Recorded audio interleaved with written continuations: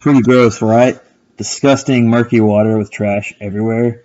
I'm sure a lot of you are thinking, wow, I'm glad I don't have to swim in water like this. But the truth is, this is the water you're swimming in during the summer. I'm sure most of us are familiar with this site, but for those of you who aren't, this is the Tennessee River. This particular location is directly beside UT's campus. Unfortunately, it is also only about 20 to 30 feet from the disgusting waters I just showed you. Litter and pollution are making their way into the waters that many of us love to swim and fish during the hot summer months. Imagine floating along in a tube, and next thing you know, you're surrounded by a sea of plastic and slime. It's not as far-fetched as you think. Knoxville has a pretty poor stormwater system in place, and as a result, all the sloped, paved, downward surfaces bring all the litter and trash straight into this river. It's pretty clear what we have to do to stop this problem. Stop littering. Every cigarette butt, candy wrapper, solo cup that falls out of your car from last night. It all has to go somewhere. I'm sure you can guess where most of it ends up. Yeah, in the river you just saw. As an environmental studies major, I've been fortunate enough to help with some studies done on water sources around campus.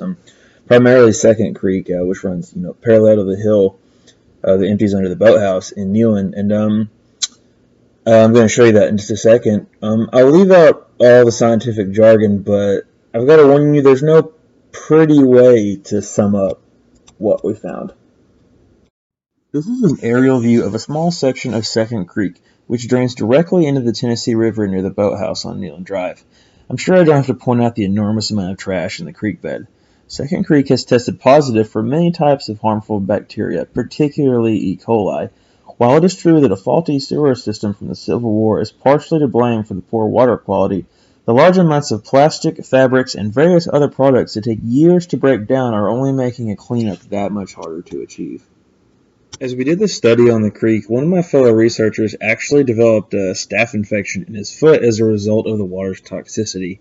As far as he knew, he didn't have any kind of open wound on his foot at the time, and he was only in the water for a total of maybe 2 to 3 minutes tops, and he had fairly waterproof boots on at the time, but that's all it took for him to contract a serious infection, which took 2 courses of antibiotics to get rid of. This water is drained directly into the river that many of us swim in. People of all ages swim in it, and people actually eat fish from the Tennessee River. Now, there are 3 things we can do to improve the current situation. The first is very obvious. Make sure all your trash goes into the proper waste receptacles. The second sort of goes along with the first. If you have the option to, always recycle whatever can be recycled. Most of what goes in trash cans ends up in a landfill. It's better than being spread throughout a riverbed, but when it comes down to it, it still ends up sitting outside in a pile.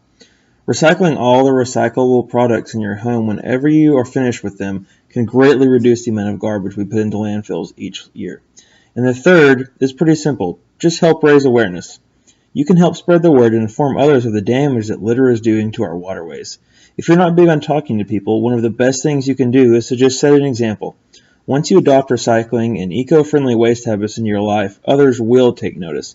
There's no better time than right now to start making a difference. So thank you for watching. I hope you've learned a thing or two about why it's important to reduce the amount of litter we produce. Because if you don't, you could end up swimming in this.